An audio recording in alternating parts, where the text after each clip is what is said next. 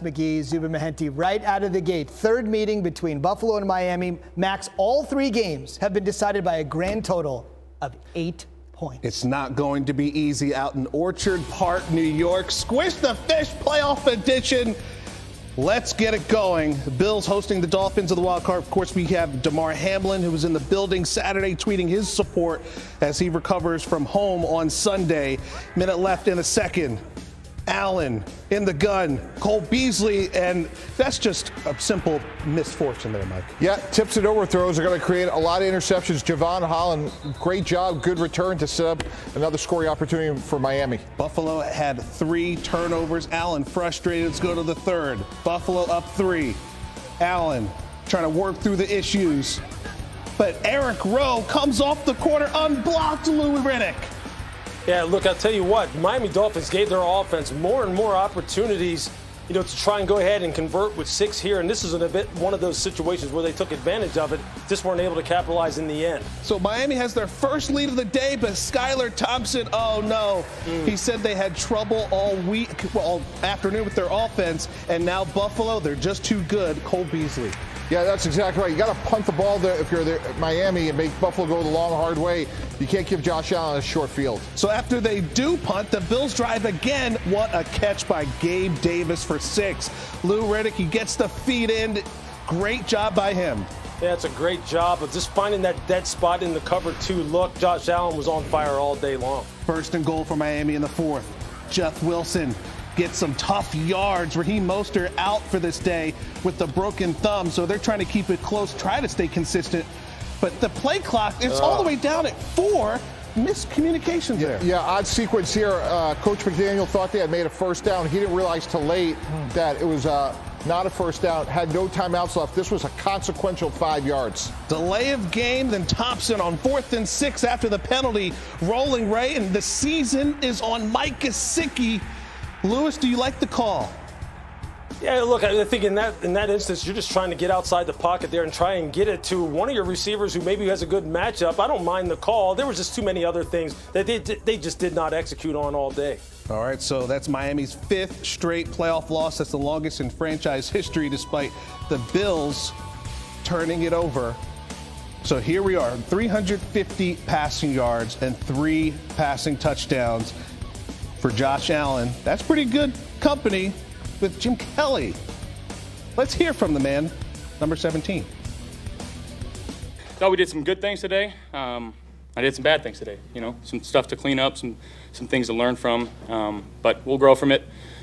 It's all that matters is surviving and advancing. It doesn't matter how we win; it's if we win. And proud of our guys for playing the way they did. Yeah, you got to want it. I mean, you got to want it. This is what we work for. This is what you train for in the off season. This is what the regular season's for, is to get yourself, into the playoffs. And now these are every game is it's the season, in the span of 4 quarters or overtime. So this is what we work so hard for all year. Right now, man, it's like, damn, bro. When you look back, it's like, I don't know. I don't even know what to say, bro. Like, it definitely sucks, man. You feel me? Like, we definitely had the team, to come out here and take care of business today. There was a lot of missed stops on the offensive side of the ball. I can't speak for nobody else. I only can speak about offense, but it sucks, man. We fell short, but it wasn't because of lack of effort or lack of determination or lack of intent. It's because we didn't get it done. We're a young team, and we had to learn from it. And unfortunately, we had to learn the hard way. Future seems bright, though, with that guy in charge, and it's incredible. The Bills lose the turnover battle and win. The Jags lose the turnover battle and win. It's just not something you see. Let's break it down. Lou, let's start with you. Simply put, big play Buffalo. What did you see? Yeah, I mean, that's what you have with this Buffalo offense, that despite the fact that Josh Allen maybe had some decision-making that he would like to have back at different points in the football game, he can erase that because of the fact that he can hit the big plays, the plus 20-yard plays at any moment in the game. And he can go up over top of you at any moment in the game. And constantly he had wide receivers behind the Miami secondary. The Miami secondary was struggling, especially when they were in zero coverage situations or single high coverage situations, and they were one-on-one on the outside. Josh can make you pay. And then the catch and run situations here where you're getting a lot of yardage after the catch. I mean, those are the kind of things that typically make you lose football games, despite the fact that they were careless with the football. When you can get those plus 20-yard plays, plus 25-yard plays, and you can convert them into sixes, meaning touchdowns and not field goals, it's tough to beat a football team. I don't care how many times you turn over the football. No question. And on the other side, Mike, here, Leslie Frazier's crew, in a word, survived today. Yeah, they did, but they did enough. And when you think about the fact that Buffalo turned the ball over 3 times and created 18 points for Miami, that did not leave a big margin for error for Buffalo's defense. So there was a few times where they bent, but they certainly didn't break Zubin, and that was really the key of the game. And here early in the game, Dean Marlowe really made a great interception. Oftentimes you're going to see that ball knocked down, but he was able to catch it. I thought this was a huge playing game. It's 3rd and 19. Kaiir Elam, their first-round pick, makes a huge interception to change field position. And here on the last play of the game on defense, again, Elam made a nice play on Mike Gesicki to send Miami home. So Buffalo wasn't great on defense. Again, 18 points over 3 turnovers, but Leslie Frazier and that defense did enough to win.